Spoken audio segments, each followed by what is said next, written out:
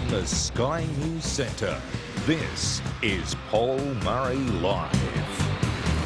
G'day, good evening. God love you, Richo. Very kind. Thank you, mate. Right back at you. I love you, and we love that you're part of Sky News. What a fun next Wednesday it's going to be. The two blokes bashing away. It'll be must-see TV, and we'll be here to pick up the scraps straight after it in the same time each and every week. God love you, brother. All right, so much to get to this evening. There is so much crazy today. So much crazy. Let's start with the nonsense in Brisbane and those dickhead protesters. Now, I want to tell you, is anyone surprised that these morons keep doing what they are doing when Australia has a very bizarre double standard about the things you are allowed to stuff up and the things that, well, don't do that, you ruin the fun for everyone. Let me explain. You may remember this bloke from the weekend who decided to get Nicky New and go for a run. We didn't need that many pixels to cover it, when he was at the Tigers game on the weekend. And of course, we know about the protests, yet again, that took place in Brisbane today. Why do these two things matter? Well, how's this for the penalties? In Australia, you receive bigger fines, bigger jail terms for disturbing football matches than you do for closing down a capital city. Let me explain. From the papers today, when some of these loons who turned up today in court, Hope Foley, 33, Sean Nolan, 36, both appeared in the Brisbane Magistrates Court this afternoon, charged with traffic offences over this morning's gluing incident. It's a nice way of putting it. Which of course caused major traffic disruptions through peak hour. Foley, who is studying a PhD in public health, was fined $300 after pleading guilty. As for the other person who was involved in all of this, the magistrate, by the way, said, there is no suggestion that your cause is not proper or meaningful. Oh, OK. The magistrate decided not to record a conviction, and then Nolan, who is a massage therapist, was also fined $300 for gluing himself to the busy road. $300, no conviction recorded. That's what happens if you disrupt Brisbane. Well, what happens if you disrupt a football match? Well, this is what happens. The bloke who has now lost his job apparently streaked on the game, and it happened on Sunday. We have to say allegedly because the matter is before the courts. But look what happens if this bloke gets found guilty, what the penalty is. A $12,000 fine and perhaps a year in prison. How did we get to the stage when streaking at the footy is considered way more of an offence than repeat offenders that are doing their bit to bugger up Brisbane every single day for their just and noble cause? These laws must be changed. Everyone has the right to protest, but the system is pretty simple. If you want to protest, you apply for a permit, the police do so, they work the traffic around you, and you get to make your point. But they're not interested in playing by the rules. They want to muck up the system. They want to annoy you on your way to work. Or all of the other reasons why you might have been sitting in traffic this morning. God forbid you might have been visiting a sick kid in hospital. You might have been trying to get from one side of town to the other to take care of elderly parents. There's a million reasons why people were in cars, but these dickheads just see their fellow citizens are the enemy. Here's how the system should work. If you do this, sure, there's a fine if you're caught once. Well, that fine should be doubled for every time you do this, until eventually we get to $5,000, $10,000, $20,000, and if you don't pay it in 30 days, you're off to the clink. Oh, and by the way, they should make sure that the law is very clear that you can't crowdfund to pay for these fines either. Something is very wrong when streaking at the footy is worse than endlessly disrupting Brisbane. Watch this space. Or squint if you're the bloke who was nude on the weekend. Also worth talking about here is the endless conversation about drugs. Now, I might be square, I might be old school, I might be boring. And my parents must have done something right because they instilled the fear of God into me about these things. But as you know, there is one hell of a movement at the moment to make sure that not only do we have pill testing, but we start to move towards slowly decriminalising, eventually legalising these things. My favourite, by the way, is the people who say we should legalise drugs to stop all of the crime that happens in order to pay for illegal drugs. Well, if they're legal and they still cost money, and they don't have any, they'll still be ripping off DVD players. But then there is this endless flood of information that tells us, well, the reason we shouldn't really do much about this is because, well, they're all taking the drugs anyway. Have a look at this. 4 out of 5 Australian Dance Music Festival goers had used potentially lethal party drugs like MDMA, while 3 out of every 4 had used coke in the past 12 months. That's according to a global drug survey. An Australian report has found, specifically called Australian Music Festival Attendees, a national overview of demographics, drug use patterns, policing experiences and help-seeking behaviour, found that 98.4% of people in their survey had used illicit drugs in the past year. They're not music festivals, they're drug festivals. If 98% of the people who were attending summer nats were caught drink driving on their way to summer nats, they'd stop summer nats. If 98% of people who went to the Bathurst 1000 decided to pretend that the Bells Line of Road connecting Sydney to Bathurst was Conrod Straight and they decided to do 200 Ks because they all felt like it, they'd stop the event. But sadly, because many in the media, many in the bureaucracy, many inside lawmaking have done plenty of this stuff in the past, they all think of it as some sort of rite of passage. Seems to be a rather obvious connection here. If 98% of people are on the gear at one place for one reason, maybe get rid of the reason why they're there in the first place. Not just let them do it. Ridiculous.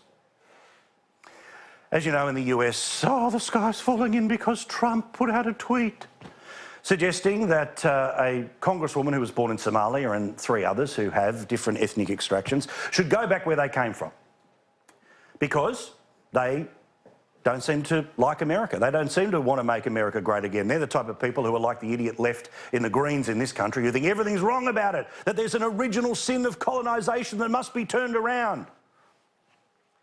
The President said, just go away, go away. And CNN thought today, you know how we're going to get this bloke? You know how we're going to put another nail in the Trump coffin? We're going to show that his comments are annoying Republicans. So they got about 8 Sheilas together, expecting them to stand up for the 4 downtrodden women of Twitter. It didn't quite work out. Roll the tape. Next year, voters are, of course, going to have their say. So we were curious whether the president's base was still behind him, particularly his female supporters. Did any object to his racist attack on the 4 female lawmakers? I'm a brown-skinned woman. I am a legal immigrant. I agree with him. You don't think that's racist to say that? Not at all. Actually, I think that's just... No. I wish that there was a white one that why are they not racist? How come they haven't befriended one of their white female congresswomen colleagues and let her join Because them? they won't. That's a good point. They don't like white people. Come on. They're racist. How many of you still plan to vote for President Trump? Absolutely. Absolutely. I love it. They thought they'd get someone turning. The base is turning on Trump. 100%. I'll still vote for him. Trump's going to win in 2020, in part because of the idiots in the media in the United States. And finally, there was something that we were line ball about whether we would show you this earlier in the week, but I'm going to show you this now, which was a couple of Islamic players in the English cricket team. Once the champagne started spraying around after they won the World Cup on the weekend, well, they ran away. You can see them in the left of screen. As soon as they're gone, alcohol, something they don't want to be associated with. Well, cue the idiots. This was written up today on the Telegraph in the UK, which is not like the Telegraph here in Australia. 2 of England's cricket champions were forced to walk away from the champagne celebrations because they are Muslim and therefore choose not to drink. But in a multicultural Britain, should this be happening? Are champagne celebrations outdated in multicultural Britain? Oh, for God's sake. Talk about first world problems. Now, if the champagne is sprayed in the direction of an ethnic group who don't like it, we should ban the champagne. I told you, there's a lot of crazy around tonight. And let's play whack-a-mole and push it back as hard as we possibly can. Caroline Marcus is, as always, welcome on this program, and we love having you here. Of course, part of the Sky News family. How are you, my love? I'm very well, thank you for having me, Paul. Always good to see you. What about this? We've got so much of, well, between them, if these guys got together, nothing would be able to pass the upper house because Rex Patrick, he's with Centre Alliance, they got 2 votes. He joins us now from Adelaide. How are you, Rex? Good, thanks, Paul. Pauline Hanson, she's of course the leader of One Nation and she's joining us from home right now where the fires are burning behind you right now. I love it. If she votes no, nothing happens as well. So we've got the power on the show tonight. How are you, Pauline? I'm great, thanks, Paul. Yeah, Rex, we've got the power. Gee whiz. This is it. We should talk things over. All right, well, we'll settle, we'll lobby, we'll discuss, we'll have lots of fun in the next little while. And Gary Hardgrave is a man who thought he was going to have the Adelaide studio all to himself. Alas, he now has the ficuses in the foyer. Of course, the former Howard Government Minister joining us from Adelaide. How are you, mate? Mate, I'm fine, but don't make too much noise because I've got to do some hoovering around here afterwards. I'm putting out the bins after I finished with you. Oh, of all the backgrounds we could have given you in the Tizer building, that's the one. I apologise. There are plenty more picturesque things for you to be behind, but in the meantime, well, there we go. The ficuses are in full view for everyone to see. All right. Yes, Once absolutely. again, let's go back to where I started a couple of minutes ago. Caroline, we live in a country where the fines are bigger, the jail terms are bigger if you streak at the footy than if you are someone who continually will protest in a place like Brisbane. The government says, oh, maybe we'll get on top of this. But what about the magistrate today, knowing that this is, what, the 5th version of these protests that have happened? Oh, well, it's a noble and just cause. I've got to give you a fine, but I won't put a guilty next to your name. Yeah, the priorities of the justice system are just so completely wrong. You have to say a $300 fine and no conviction for someone who had multiple traffic offences and now has lobbed up another one by gluing himself to the road where, frankly, he should have been left. Both of these people should have been left. But what is going on in Queensland with their magistrates? Because it was only a few years ago that one of them said to a protester who had climbed up on Peter Dutton's roof and unfurled a banner calling him an international criminal, told that woman, young woman, that he would have been proud to have her as his daughter. So I don't know the messages that are being sent in courts, but it's clearly not enough to stop this kind of behaviour. It's ludicrous. I mean, let's take the Queensland perspective. Pauline, what would you do with these people? Absolute bunch of morons, and I'd actually lock them up, Paul. I think it's ridiculous. You know, everyone could have had their protest on the 18th of May. That was at the election. If people wanted to vote for what they believe in, they could have voted for them. They could have voted for the Greens. There could have been a big difference that was happening in our parliament at the moment. The magistrates are not tough enough on these protesters, like the vegans only getting a $1 fine. It is ridiculous. They look like the unemployed, unemployable, unwashed, possibly university students. You mentioned about some of them had jobs. Well, they said they had these positions. If I looked at them, I doubt it very much. So probably they're on welfare payment. They have no respect for anyone else. They're holding up the cars, emitting all this emissions into the atmosphere. They don't care. They have no respect for anyone whatsoever. I can't stand them. I think they're ratbags and absolute morons. Senator Patrick, it's a little bit screwy when the fine is bigger for streaking at the footy than it is for disrupting a major capital city. Yeah, look, I think people have the right to protest, and neither you nor I should decide what they protest about, and Sure. nor the timing of it. And I think that, but I do think that disrupting a city is problematic. Yeah, they would have been better taking their protest perhaps to the steps of the Queensland Parliament, Look, one aspect of this is that if we find that these fines are not sufficient, and I tend to agree that they've undercooked this, then the DPP have the ability, or the police have the ability, to appeal and maybe have someone more senior look at this, and that may well then set a standard for some of these magistrates. Well, you'd like to think that message comes pretty straightly from the Parliament as well. But Gary, I mean, again, I just point out $12,000 if you streak at the footy, $300 if you want to hold up North Quay this morning. Paul, the Labor Party have been in charge of Queensland for 25 of the last 30 years, OK? 30 years since Tony Fitzgerald's report came out, and the Labor Party in Queensland has had 25 years and they've beggared up Queensland. They've completely destroyed the judicial system because most of the magistrates have been appointed under Labor's watch.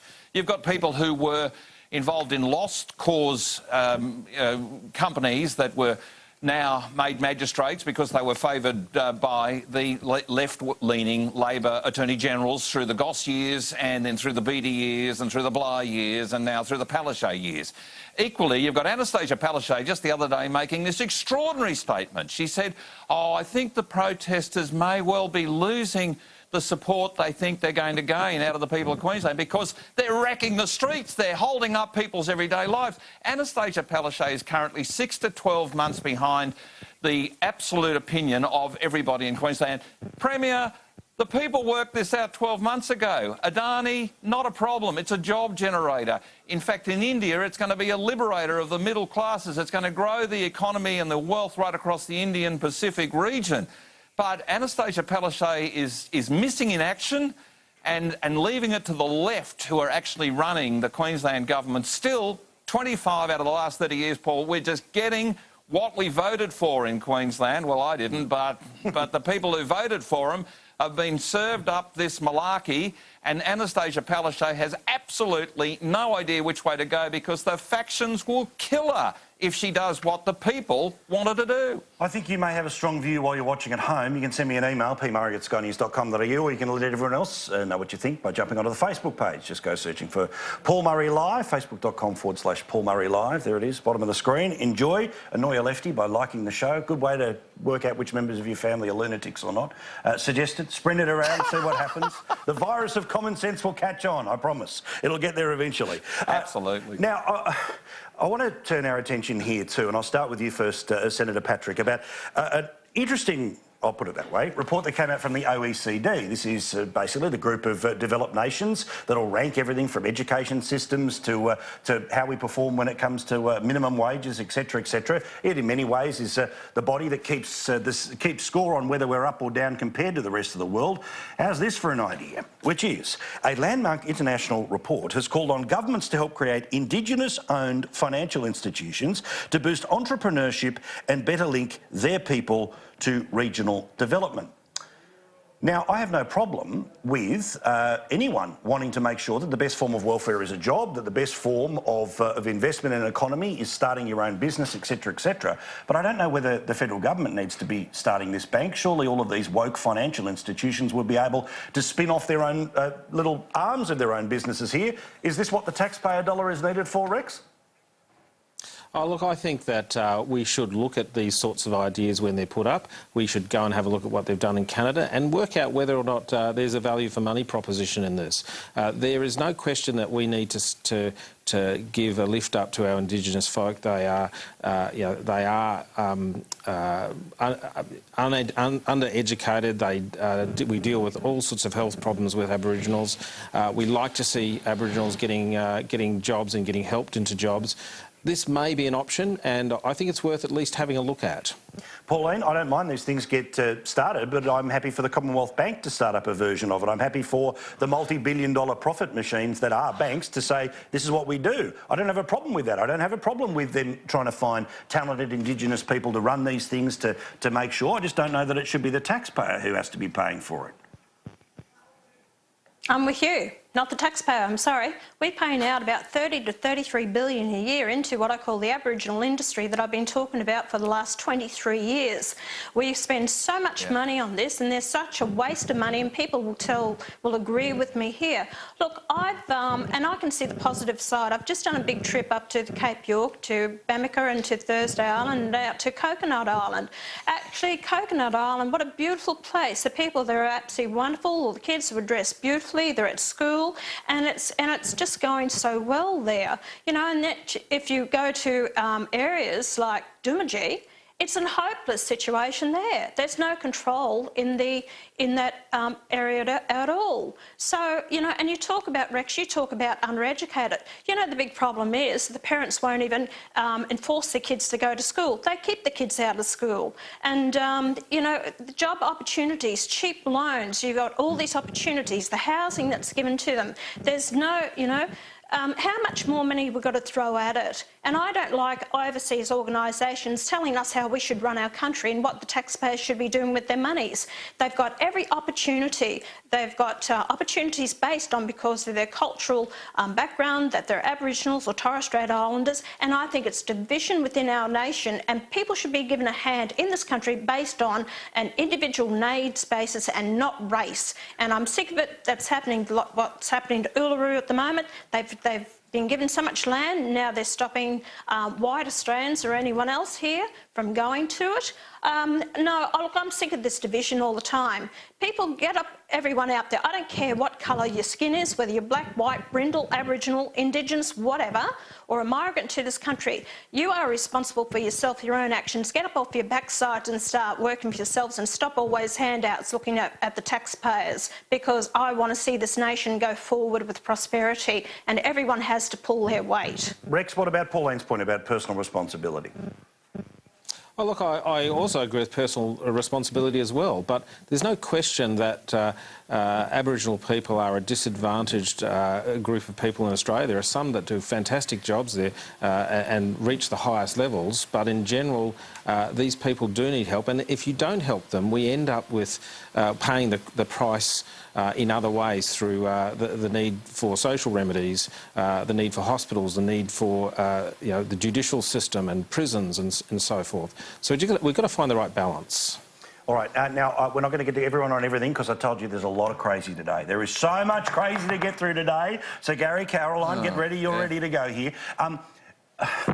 How is this happening in the Defence Force, right? Now, these are people who, of course, when push comes to shove, ultimately have to be in a kill or be killed situation. Look at what is playing out in a court-martial proceeding right now when someone smacks somebody on the bum. Able seaman Hannah Clayton is accused of bum slapping and nipple pinching fellow sailor Jared Pluckrose, but she says she is the real victim of sexual harassment. The 27-year-old has pleaded not guilty to both assault charges, telling the court she had no recollection of the pinch and the slap was unintentional and actually on the outer thigh, and pointing out the accusations had surfaced only after she'd made her own complaint against Seaman Pluckrose and his good mate Connor Coleman. Clayton and other sailors, including able seaman Shabul Reza, described a culture of banter and skylarking between the trio, but Clayton told the court the banter then escalated to Pluckrose trying to coax her into his car for implied sex and telling her to get a tattoo of his penis on her leg. I'd asked them to stop and that got me nowhere, she said. Other times I went along with it, hoping they'd get bored. Then I got a bit firmer with the stop, eventually making a complaint, and both Coleman and Pluckrose were suspended. 6 months later, she was being investigated herself. Gary, why is anyone wasting time with this? Well, Paul, there is a complete woke approach in the Defence Force these days, which sadly is creating high levels of self-harm and a real down-in-the-mouth view amongst too many in the Defence Forces. People went there for a career to be professionally engaged in the defence of our nation. I respect them so much. But what's happened is the whole thing's been PC'd to death, and it is awful to think that a man or a woman in the Defence Force, a bloke making unwanted advances to another bloke, a woman making unwanted advances to another woman, however you want to look at it. I mean, people have to act professionally, but Paul, there's an environment now in the Defence Force where the big expense is at the Russell offices, where the ICE Vovo allowance at the Russell offices is often greater than the amount of money spent on bullets and training and stuff for the people at the pointy end. I mean, I just simply say to you, Paul, there is a genuine problem. And I'm very confident that Linda Reynolds, the new Defence Minister, is going to be able to get on top of, because she's actually somebody who's been in uniform, who actually understands the way the Defence Forces should work. So I'm confident about that, but there is a real woke thing in the Defence Force and it's hurting individual people, and I think this is just another example of it. It really is quite awful. Look, I mean, Caroline, the way that was presented in that report is that there's this seemingly tit-for-tat situation of I've made an accusation, you've made an accusation, we stand where we stand here. But it is fairly ridiculous when people who we expect to be strong enough to be able to defend a life and take a life are having very definite discussions about the arse versus the outer thigh, etc., etc. It's a little embarrassing. It is, and it is a bizarre story, and it does sound like there's an element of revenge there because a complaint was made, but perhaps she gave as good as she got. But quite apart from that, I don't think there is room for safe spaces in the Defence Force. As you put it, these are people who defend the freedoms of our country. They put their lives on the line. Are we really going to accept them complaining about getting slapped on the bum? Yeah, Rex, what am I missing here? Because I no doubt will be criticised for missing something. Oh, look, I think we need to put some perspective around this. People in the Defence Forces are very, very brave, and I have the greatest respect for them, but they have a different sort of job to you and I. They don't go to work in the morning and then come back at night. Some of these people go to work on a morning, and 50 days later they step off the ship. They step off the ship in a foreign port, and they go actually running ashore, having fun with the very people they've just spent the last 50 days with. You know, you're on a ship, you're doing a professional job. You then have to go off watch, and you have to socialise and have a little bit of fun. I think what we're seeing here is as described, perhaps a tit-for-tat incident, but it's inappropriate, and there is fun that is had on warships because there has to be. You can't be professional 24/7. You have to be able to relax. But should this be in the news? No. Should the Defence Magistrate be dealing with it? I think yes. We can't have things going too far on a ship. We've got to be able to deal with them when they get to a point of unacceptability. Well, also, Pauline, you don't have return vision, but there was one of the accused sailors in all of this walks past the cameras, hey, look, I'm on TV, which in and of itself kind of, look, I'm all in for the Defence Force, no question about it. I care deeply about all of the issues that we discuss about what happens when people transition out and all the rest of it, but sort of a lack of seriousness, isn't it, when you're in full uniform and you're walking past cameras sort of poking your tongue out as if, you were doing something crazy behind a weather person? Oh, look, I'm with you, Paul. Hey, listen, I'm going to put a lighter side to this. Rex was actually in the Navy himself. Come on, Rex, did it ever happen to you? Did you get your bum slapped or you Were you the slapper or the slappee? Come on, tell us. I was never. The Senate's about to get hot next week, I think. I was never so fortunate. Hang on. Get into this, Senator. Look, I lived and worked in submarines, and it's a pretty hard game, and we had lots of fun, but we knew where to draw the line, and that drawing the line varied from person to person as well. Well, certainly, look, I know the super producers and I will here, say, they think that it's the bum slaps are motivation around our office. It's not. I keep telling them it's not acceptable around the Paul Murray Live office, all right? Never. I'm sorry, Paul. Yeah, I won't stop, do it again. please. Nor on the crossbench in the Senate. Yeah. Nor on the crossbench. Correct. All right, we're going to take... I'll keep my distance. Luckily, Pauline sits on the other side of the chamber. Okay, and she's going to stay there now. She'll slap you with a look if she's unimpressed, though. This is what we like about the lady. All right, quick break, back with more. Plenty more to talk about, including, as I say, plenty more crazy around. And also, China is saying to the people who teach Australian students Chinese that they should still love the motherland. Honestly, there's more details, I'm telling you. You've joined us on a night of crazy. Enjoy. More in a second.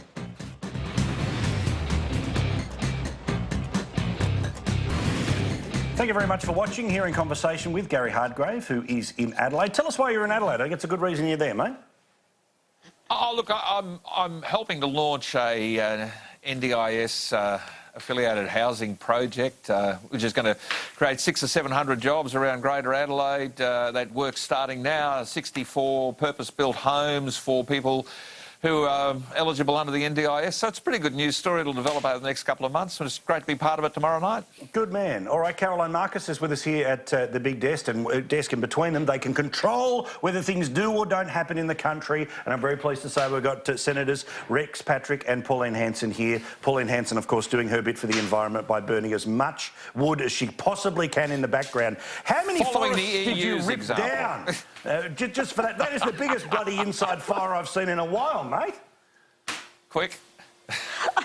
It's beautiful, isn't it? I love it. Oh, it's tremendous. Oh, I feel the warmth here in Adelaide. Yeah, Beautiful. Poor old Senator Patrick, he's sitting there going, geez, I can do it from home? Do I know how to do it from home now? All right, let's talk about a few things, including...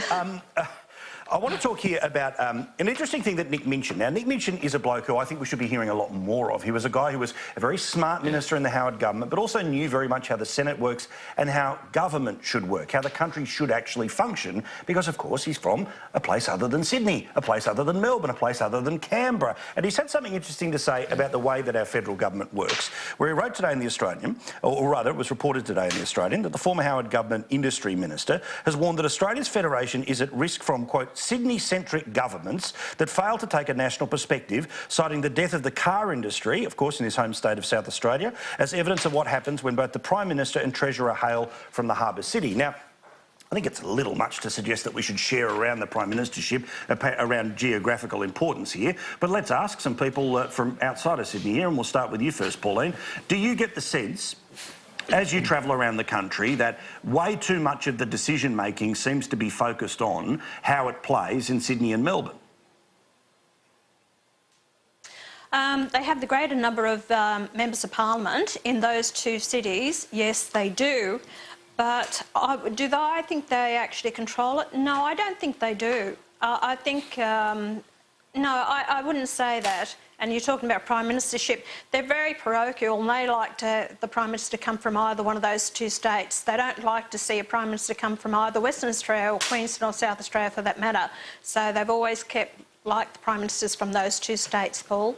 Well, also, Senator Patrick, what I enjoy most about the crossbench is that obviously yourself and Sterling Griff, that's South Australia, Corey Bernardi, South Australia, two from Queensland in Malcolm Robertson, Pauline Hanson, and one from Tasmania being Jackie Lambie. That seems to be one hell of a counterbalance to Sydney-centric government. If the PM lives at Kirribilli House, but for a bill to become a law, you need to get it ticked off by a few people who don't live anywhere near Kirribilli. Yeah, look, I think that's one of the fantastic things about the way our constitution has set up our parliament, in that we do have more members of parliament in the lower house, but each of the states has 12 senators. We have an equal number of senators, and that was actually designed that way because when all of the colonies were coming together, South Australia, Western Australia, Tasmania, were very aware of the weight in terms of numbers in Queensland, New South Wales and Victoria. So the bit they kind of didn't get right was we ended up in a party system, and right now it doesn't matter which Senate position you're sitting in. If you are a member of a party, you end up having to follow the party line, which is one of the really important things about the crossbench, where Queensland is represented by Pauline and Malcolm Roberts, and as you said, we've got Corey Bernardi, myself and Sterling Griff here in South Australia in the Senate, trying to counterbalance all of those Sydney and Melbourne-centric decisions.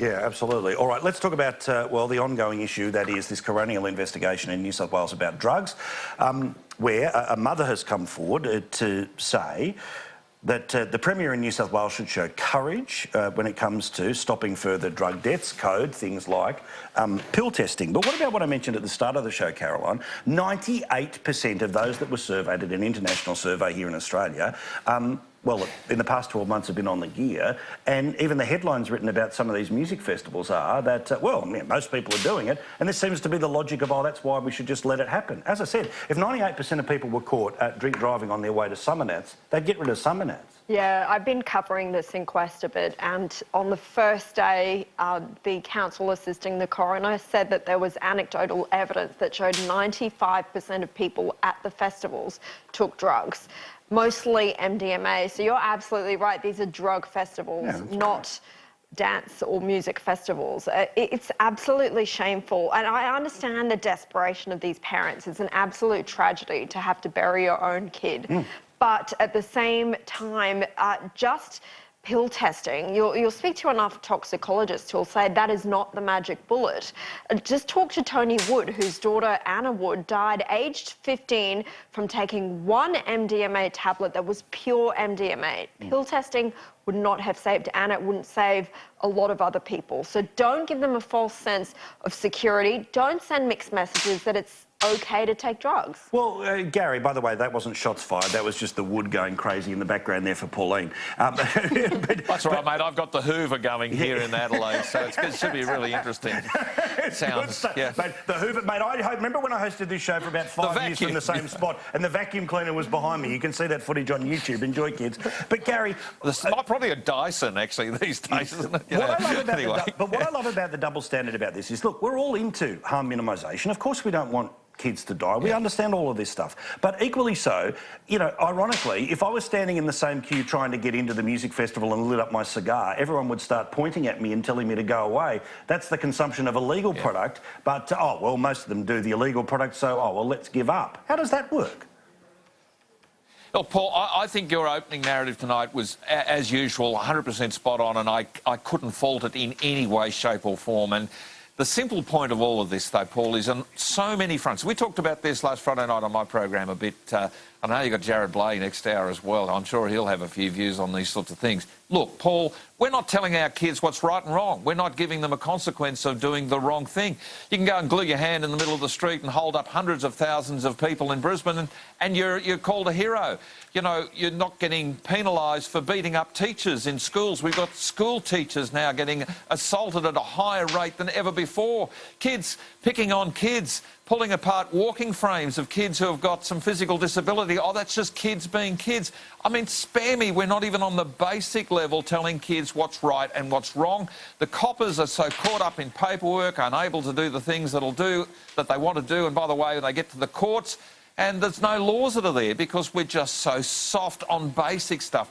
So you get to pill testing, Paul, this kind of harm minimisation thing. It's like agrarian socialism, you know, capitalise the profits, socialise the losses. In other words, we're socialising the bad guys. Every one of us who are law-abiding are being made to pay the penalty because some people do the wrong thing. All of us are paying the price for it. I don't know who's on the road next to me as I'm driving with this ICE thing. If we don't start cracking down on people and, if necessary, build new jails, build more jails and lock them away, create more jobs putting people away, finally the message might get through. And I don't give a hang if anybody thinks I'm being over the top about this and being some kind of right-wing nut job. I'm not. I'm saying to you, Paul, right and wrong, it's real simple. Why should we law-abiding people pay the penalty when the crooks are getting away with everything? Pauline, I get the feeling not only is it pill testing, not only is it legalisation, but eventually it'll be taxpayer-funded bum bags for whoever wants to take them to the festivals. Absolutely. Yep. Paul, I feel very sorry for those kids that have lost their lives, or young adults, whichever way, and I feel sorry for the parents for their loss of their children. But at the bottom line is they are bloody idiots to take those drugs. And by saying that should have pill testing, I'm sorry, you're actually opening it up for everyone else. Look, it's all right, take your drugs, but we'll test it for make sure everything's safe for you. I went to Sydney last year, and in the vault in Sydney there was $5 billion worth of drugs in it. It's like going through a supermarket, so you had your shelves of cocaine, and there was ecstasy, the MDMA, and there was a drum as well, and he's telling me what was in that drum. He said, we had to secure it in this leak-proof drum. He said, if that dropped onto the floor, he said it would actually start eating away the concrete. He said, this is what they're actually ingesting. This is what they're taking. These are bloody idiots who are going to probably fry their brains or health problems that we, the taxpayer, are going to pick up the bill for that. Then they'll become unemployable. Yeah, exactly. So I'll tell you, these parents out there, wake up to yourselves. Tell your kids not to take bloody drugs. If they do, then suffer the damn consequences, because I'm sick and tired of picking up the bloody pieces, and we're too soft on this. I went to Tamworth. Guess what? No drug testing, no pill testing, nothing. And people were having a fantastic time. And the drugs weren't around when I was a kid. So what the hell is going on here? And I'll say to people out there, why do you feel that you have to have drugs? Why do you need drugs? And there's another problem. The government's escalating price with alcohol, with increasing taxes on alcohol. And that is why these kids are actually turning to drugs, because it's cheaper to dope them up on drugs than what it is to pay for alcohol. So have a look at the alcohol tax that we're paying in these nightclubs. Get rid of the alcohol tax in nightclubs, and you'll have more people having a good time and give the drugs away. All right, let's talk about the financial system here and the people who are supposed to be the cop on the beat that's actually making sure that we don't end up needing a Royal Commission like we had in the past 12 months that, remember, effectively just, you know, wet lettuce leaf in billion-dollar directions here. Here is our mate, Jane Hume, of course, who's now the minister responsible for this stuff. When talking about APRA, the prudential regulator, this is what she had to say today about yet another report saying that the regulator is too close to the businesses. It's not enough of a cop, it's more of a mate who kind of occasionally sends letters. Wayne Byers has been a very effective chair of APRA, and the government believes that with the careful and prompt implementation of the recommendations of the APRA capability review, that APRA can continue to be an effective regulator in the future. Labor sensing an opportunity to play Punch and Judy. This is what their shadow treasurer had to say today. And we shouldn't let today's focus on APRA let the banks off the hook for a lot of the bad behaviour which was uncovered there, some extraordinarily appalling behaviour from the banks, and we need to make sure that the focus post-Royal Commission is on cleaning up that bad behaviour. Rex, it always feels like there's an awful lot of finger waving but nothing seems to change. How the heck do we change this? Well, I went on air today on Sky and basically stated my position, and that is that we've had a report handed down where it's basically been laid out that APRA they have the wrong culture, they have variable leadership, they have a lack of contestability, they have a lack of transparency, and all of those issues are issues that relate to leadership. The chair of APRA is paid $880,000 a year. Wow. When you pay that sort of money, you expect the very best people. And in my view, this is a leadership failure at APRA, and it's time for the chair to go. And I think that the deputy chairs, who are paid something around the high 700,000s, they need to consider their tenure as well. Bloody hell, Pauline, those are phenomenal numbers for an organisation that still seems to get it wrong so frequently, yet they all get to hold on. It happens all the time. You know, what they're paying these people is just over the top. It's ridiculous, and this is what the taxpayers are paying. And this is, you know I'm going off the subject here, but when we paid the CEO $5.6 million a year, guess who complained about that? It was only because I actually brought it to the attention of the government to actually start doing something about it. Well, now the one who's in that position now is getting paid $2.7 million. What we're paying these bureaucrats and the chancellors of universities is absolutely over the top, Paul, and yet the government is reluctant to really pull it into perspective. APRA, you know, I think they've been pathetic. I don't believe they've been harsh enough in their penalties and doing their jobs properly. I agree with what Rex was saying. They need to get people who are prepared to do the job. Why are we paying them these huge amounts of money when we're not getting results? Fair point. All right, got to take it. Paul, I don't mind people who are well paid, but they have to perform if they're paid that sort of money. And in this instance, there has been a lack of performance, and that has to be dealt with. And what Senator Hume has said is off the money. She has to perhaps have a very close look at the performance of the individuals involved. The culture of an organisation results from the leadership of the organisation. Agree completely. All right, got to take a quick break. We'll talk about that ridiculous thing about whether or not people who are teaching your kids certain languages should have loyalties back to China or not. And I can't wait to hear what Caroline has to say about the suggestion from the UK that we should get rid of champagne at sporting events because it might offend Islamic athletes. Please. More in a sec. Don't go anywhere.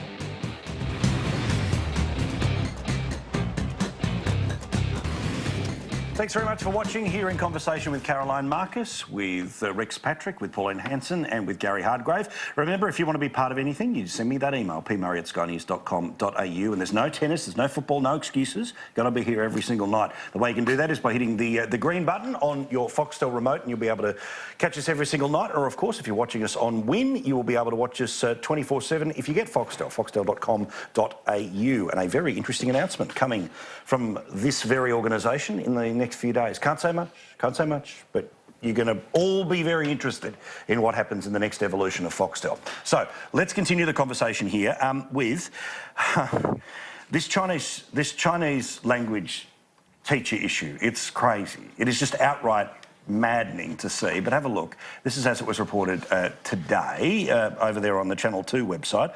Australian students being taught Chinese language and culture by teaching assistants vetted by the Chinese government for, quote, good political quality and a love of the motherland. The assistants teach Mandarin alongside Australian teachers in the classroom and universities across the country under the Confucius Institute program overseen by the Chinese government, by a Chinese government agency. Now, Rex, Patrick, can we just have a quick chat about this Confucius Institute? All of that carrying on that took place about the Ramsay Centre wanting to have Western values and, they need academic freedom around this. They need to have the freedom to be able to make sure that they can leftyise the syllabus.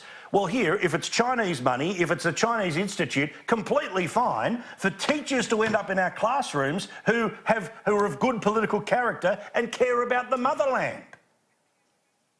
Oh, look, this is a very serious issue, and indeed the Parliament last year sought to deal with this issue by establishing a foreign influence transparency scheme which is run by the Attorney-General's Department. And I have asked questions at Senate estimates in relation to the Confucius Institute, and the Attorney-General's Department have told me that they have started conversations with some of the universities that are hosting these organisations. These organisations should be registered on our Foreign Influence Transparency Scheme register.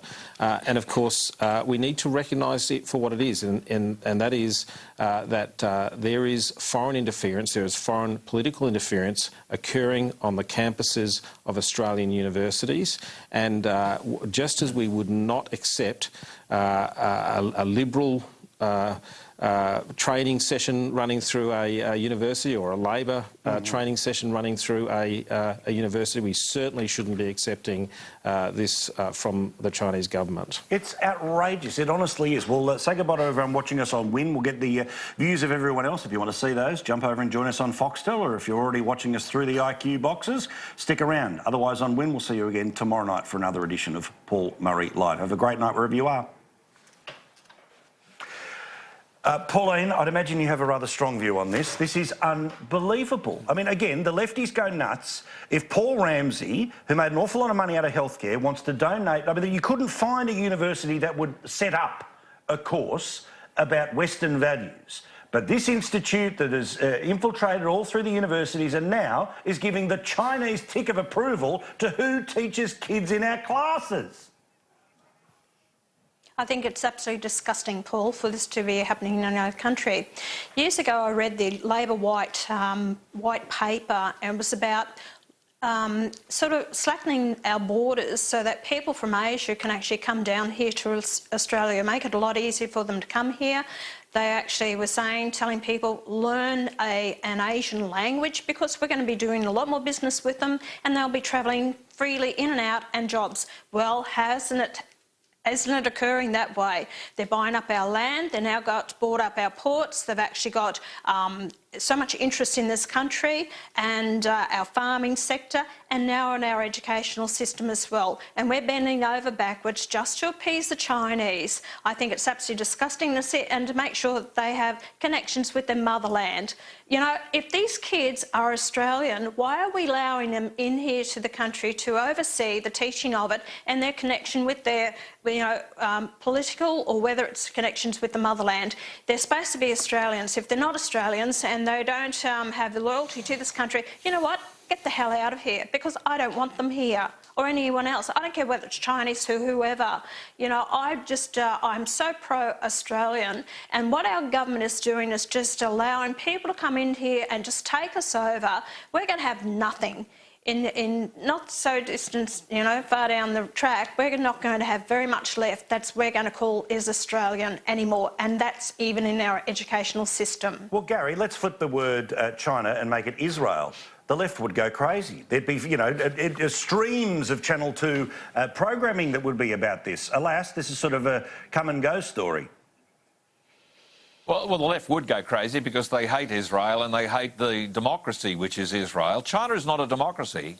Taiwan is, and Taiwan is forced out of world forums, and yet it is as free and as open and as civil as we are. In fact, Singapore judges Taiwan as a very safe place to go. It's got the rule of law, it's got free press, and Taiwan is just ostracised. Awful. Paul, the trouble is that Section 610, I believe it's called, the Chinese Secret Service, if you like, the CIA of China, are rampant everywhere through Australia. They'll be writing this down. Here he goes. Hargraves saying it again. But Pauline knows my part of southeast Queensland very well, around the Sunnybank area there. And constituents of hers, Queenslanders, Australian citizens who follow the teachings of the Falun Gong, are constantly being spied upon, to the point that every fortnight on a Saturday morning they have to hold up banners to say we're being spied upon by the Chinese government. The Chinese government is everywhere. And we are, as a country, we've established what we are. We're just haggling the price. We have sold ourselves to the Chinese. This is why the Adani mine is so important, because India is the bolt hole. India is a democracy, and it might be a different democracy to us, but 25 to 40 years from now, it's going to be a very, very important partner for Australia, and it's going to offset the really quite awful influence of this massive, insidious Communist Party Chinese government influence in Australia. It's just dreadful, and all Australians should be asking big questions about it. No, agree completely. All right, let's do a speed round here where I'll ask each of you to be the sole person commenting on a particular topic. And Caroline, you get the fun one, which is this idea being floated by the Telegraph in the UK that no longer should alcohol be sprayed at the end of a sporting match because Islamic participants in it may well, of course, be offended because alcohol and their faith don't mix. As you can see, the footage from the World Cup on the weekend, the English players running away from the spray. And in a multicultural Britain, they said in the Telegraph today over there, a little different than our version of the Telegraph, that you know, maybe this isn't the right thing to do. Well, champagne has apparently already been scrapped from the FA Cup final. What? In the UK. I was just reading a report about this online, and back in April there was a bit of a fuss kicked up about this very issue because Muslim players were offended by the fact that there was alcohol being sprayed in their faces, and other teetotalers apparently had a... I don't think you'd have a problem. I don't drink, I couldn't care less. I don't drink much alcohol. I don't think we'd care if someone opened a bottle of champagne. No. I'll be standing underneath the podium at Bathurst, you know, when one of my favourites wins, and I'll just be there going, spray it, baby, it's all good, fine by me. I think this sets a dangerous precedent, because what happens next in the name of pandering to a religious group? Yeah. Do we segregate men and women in the crowd? Do we exclude women, as they are in some Islamic countries? No women allowed in the change rooms to you know, of course, you know, that would be acceptable. But of course, if it was women aren't allowed in the change rooms because of the blokes culture, all very, very different. It's lunacy of the highest order. Pauline, today you've repeated a call that I hope gets louder and louder. We need to have a review into the family court. We need to have a review into family law, and take your pick. Yet again, more evidence around today about one of the absolute driving reasons for suicide in this country is when a family breaks down. Not just because husbands and wives can't get along anymore, but because of the battle over the kids, the battle over money, and how so often this ruins people. It does. I hear it constantly all the time, and I have done for the last 23 years to do with family law. The whole system is broken down. There's about 20,000 cases backed up. The judges are taking, in some cases, even up to 4 years for a decision to be handed down. You've got people, mainly women, about over 70% are actually bringing the DVO or AVO cases against them. It's to stop the non-custodial parent getting access to the child. You've got escalating prices. These solicitors are ripping them off. You've got incompetent judges in some of these federal circuit courts that have no understanding of family law, and that would come out in the ALRC. You've got child support that is destroying people. They can't afford to pay their child support, therefore they're not working, and they're losing everything. So I'm going to hopefully get Rex Patrick's backing on this to get a Senate inquiry into it with the lower house and the upper house to really investigate all these areas and hopefully start finding some answers to the whole family law problem going right across the whole board with everything, giving the people of Australia an opportunity to speak about this. Just one other point about the Muslims. You know, I don't give a damn whether they get sprayed, but the thing that hasn't been picked up here, Paul, is it is sponsored by a Muslim airline, Emirates, and is from a Muslim country. So what the hell are they complaining about? Good point. Now, Senator Patrick, you do get invoked, so I have to ask, how do you feel about family law and the need to have a look into it? Look, there's definitely some problems in our family law system. I think the government are aware of it, and in principle, we're always pretty supportive of Senate inquiries, looking at issues, examining issues. All right. Well, the beginning of a maybe. The beginning of a maybe. We'll see what happens. Rex, I do want to ask you, though, about cladding. And I've got a pretty hard line on this, which is there are an awful lot of state governments and local governments who have made a shed load of money out of the developments that have gone up around our cities over the past couple of decades. Tens of billions of dollars in stamp duty, in rates, all the rest of it here. And now the Victorian government says we've got $600 million to try and get rid of dodgy cladding. We know in New South Wales there's problems with certification at the moment. What's your sense about just how big a deal this is? And most importantly, if there's something that's on people's properties that could kill them if there was a fire, who has to pay to get rid of it? Okay, this is a really big issue, and going back to 2014, where we had the Docklands fire in Melbourne, that opened everyone's eyes to the fact that we had non-conforming building products, and my predecessor, Nick Xenophon, moved a Senate inquiry that sought to examine this. The committee did a fantastic job, but many of the recommendations have simply been ignored. And indeed, Nick Xenophon, and I am about to reintroduce his bill into the Senate next week, banning the import of cladding, because it's that foreign cladding that doesn't meet the standards or has false certification that causes builders to put cladding into buildings in places where, or flammable cladding into places where it simply shouldn't exist. We need to solve this problem, and unfortunately we've got a building ministers forum that simply has been unable to act on this, and I don't understand why that is the case. There is safety at life at issue here. Yeah, I agree completely. Well, strength to your arm as well as yours, Pauline, about those issues in the next little while. And Gary, you get the final say about farmers in Queensland who are having trouble with the idiocy of the Palaszczuk government and the tree clearing laws, and plenty of information that when a bushfire takes over, you can forget climate change being what supercharges it. It's lefty policies that say you can't manage your land. Yeah, Paul, 25 of the last 30 years, the Labor Party have been in charge in Queensland. This government in Queensland now can't make a decision about anything, anywhere, anytime, anymore. And Queenslanders do not like governments that can't make decisions. It's real simple, and they have been pandering to the inner city lefty elites by saying let's not burn any of the undergrowth, let's not manage our forests properly, let's take all the responsibility away from those who understand it. The people who were running the forests have now been displaced by people who run national parks.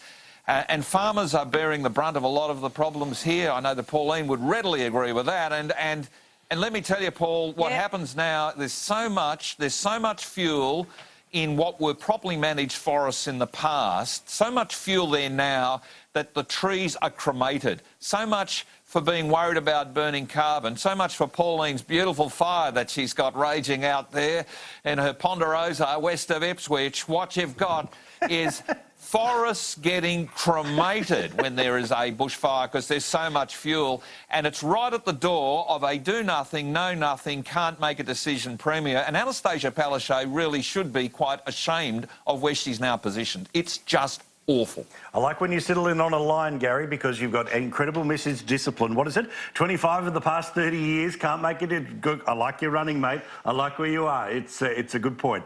Thank you very much, lads. Hopefully Deb Frecklington's listening. If not, certainly her people may well be. Thank you very much to the two senators, Gary, Caroline as well. Great discussion. We got through, geez, an awful lot. I'm telling you, the crazy continues. There's so much to get to tonight, including somebody who says that you should pay taxpayers' money for people to get hookers. Seriously. More in a sec.